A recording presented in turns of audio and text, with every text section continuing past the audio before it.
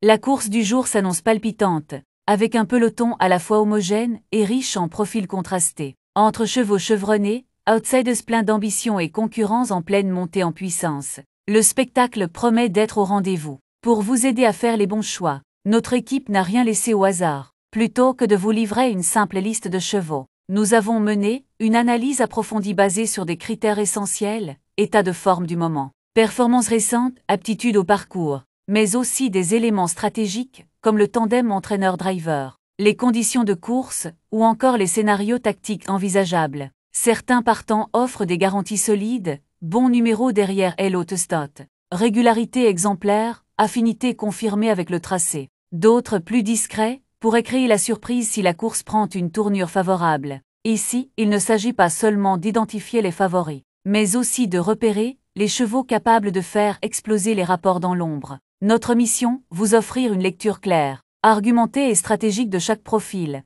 afin d'affiner vos jeux et d'éviter les pièges classiques du Quintet Plus. Que vous soyez un parieur novice ou un turfiste aguerri, cette analyse vous apportera des repères solides et des pistes sérieuses. Alors installez-vous confortablement, restez bien concentré et laissez-vous guider. Dans un Quintet Plus aussi ouvert, chaque détail peut faire la différence. Place maintenant à notre décryptage complet et à nos sélections exclusives du jour. Cap sur la Normandie, ce vendredi 18 juillet 2025, où les turfistes ont rendez-vous avec un très bel événement en semi-nocturne sur l'hippodrome de Cabourg. C'est dans ce cadre estival que se disputera le tiercé Quartet Quintet Plus, programmé dans la 4e course de la Réunion. Cette épreuve européenne, toujours très attendue à cette époque de l'année, s'adresse à des trotteurs d'âge bien connus dans la discipline, et se déroulera sur la distance classique de 2750 mètres. Ce tournoi, réservé à des chevaux âgés de 6 à 10 ans n'ayant pas dépassé 305 000 € de gain, présente un handicap de 25 mètres pour les 5 concurrents les plus riches, ce qui ajoute une dimension stratégique importante. Sur ce petit anneau corde à gauche, où le rythme peut s'accélérer brutalement, les bons choix tactiques, la réactivité des pilotes et la capacité à rester dans le bon wagon seront des facteurs clés. Malgré ce recul, certains concurrents du second poteau possèdent les moyens de revenir jouer les premiers rôles, à condition de bénéficier d'un bon parcours. À l'inverse, des outsiders placés en tête pourraient en profiter pour créer la surprise, surtout si la course est rythmée. Le départ est prévu aux alentours de 20h15, et les parieurs devront être vigilants tant l'épreuve s'annonce ouverte, disputée et propice au retournement de situation. Un véritable défi d'analyse en perspective pour les passionnés de trot. Ikem Damé, un Charles Dreux, entraîneur et driver. Ikem Damé, est un chic cheval qui a réalisé une très belle année 2024 et a bien débuté 2025. Il a été malade, comme une grande partie de mon effectif. Cette course est l'occasion pour lui de faire sa rentrée. Il restera ferré pour l'occasion. Face à une telle opposition, il semble compliqué pour lui de terminer à l'arrivée. Honey King 2, Michel Lenoir, entraîneur. Honey King 2 a désormais 2 courses dans les jambes après plusieurs mois d'absence. Sa dernière sortie à Enghien a été décevante, mais les analyses d'après-course n'ont rien révélé. Il faisait chaud et il a mal voyagé. Espérons que ce soit la raison de cet échec. Il est bien placé en tête et sera pieds nus. Il tourne bien à droite et se plaît à Cabourg, où il n'est jamais sorti des 5 premiers. Il a été distancé une fois pour contrôle positif. NDLR, Paul Ploquin le connaît bien. C'est l'occasion de refaire parler de lui. Allo Hams 3, Dominique Lochneux, entraîneur. Allo Hams 3 a très bien couru la dernière à Vincennes, alors qu'il était sale après la course. C'est un chic cheval qui fait toutes ses courses. Il s'adapte à tous les parcours et sait tout faire. Il s'entend bien avec Yon Le Bourgeois. Il est en forme et l'engagement est favorable. Je suis très confiant.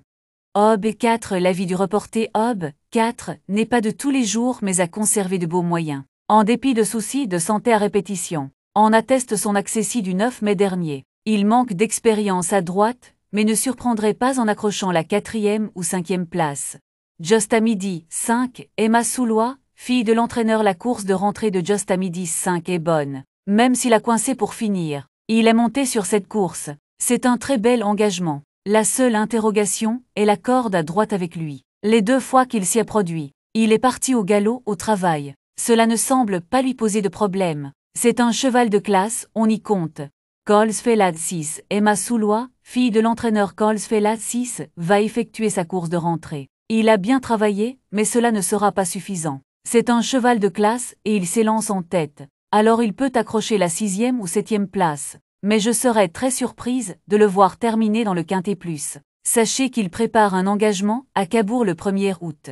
Quant au Devantis, c'est Éric Bondeau. Entraîneur quant au Devantis 7, est en forme et fait toutes ses courses. Il s'adapte à tous les parcours. C'est une belle course pour lui. Tous les feux sont au vert, j'en attends une belle performance.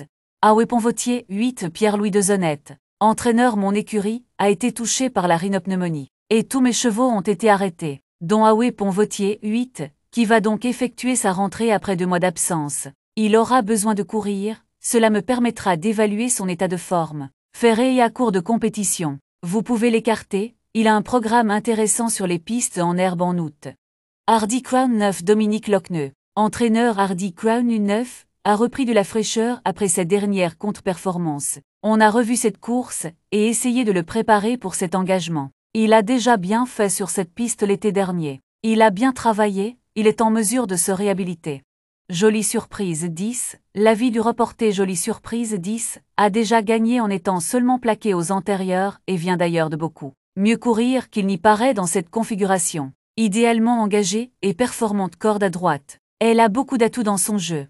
Jeannette Prairie, 11 Tony Lebellet. Entraîneur et driver Jeannette Prairie, 11 m'a encore fait plaisir lors de l'étape du Grand National du Trot à Toulouse. Elle a réalisé une grande performance. Depuis on a visé cette course. C'est une jument très à l'aise corde à droite. Et l'engagement à la limite du recul est très bon. Elle est restée bien le matin. J'attends une confirmation et un podium dans cette belle épreuve. Falco des Rochers, 12, l'avis du reporter Falco des Rochers, 12, a conservé de beaux restes mais n'est pas des mieux engagés dans cet événement. Il adore cet hippodrome de Cabourg et s'était classé 3e de l'édition 2023 de ce Quintet Plus, en partant du premier échelon. Mais il devra bénéficier de plusieurs défaillances pour intégrer la combinaison gagnante. Estbangiel et 13 Jean-Luc Dersoir. Entraîneur Estbangiel et 13, il effectue une course de rentrée. Lui qui est absent depuis la mi-février. Il doit rendre la distance et le lot est de qualité. Il aura besoin de courir, sa tâche s'annonce délicate. Eudic Gema, 14 Marc Sassier, entraîneur après une très bonne course de rentrée à Toulouse. Eudic Gema, 14, a confirmé son retour en forme à Vichy. Rendre la distance à Cabourg n'est jamais évident, surtout qu'ils sont 11 au premier échelon. Une course rythmée va servir ses intérêts. Il est capable de bien finir son parcours et de prendre une place. Il aura pour objectif l'étape du Grand National du Trot à Saint-Malo le 6 août.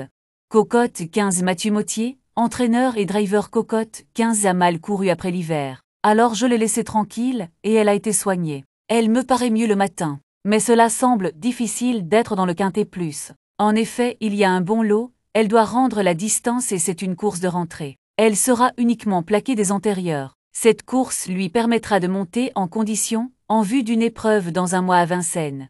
Jacques Tonic 16 Théo du Val-d'Estaing. Driver Jacques Tonic 16 est en belle forme actuellement. Il vient de bien courir à Vincennes dans un bon lot. Il est bien engagé ce vendredi. Mais rendre la distance n'est jamais évident à Cabourg. Il est pratique, maniable et tourne bien à droite. S'il bénéficie d'un bon déroulement de course, il semble capable d'accrocher une place.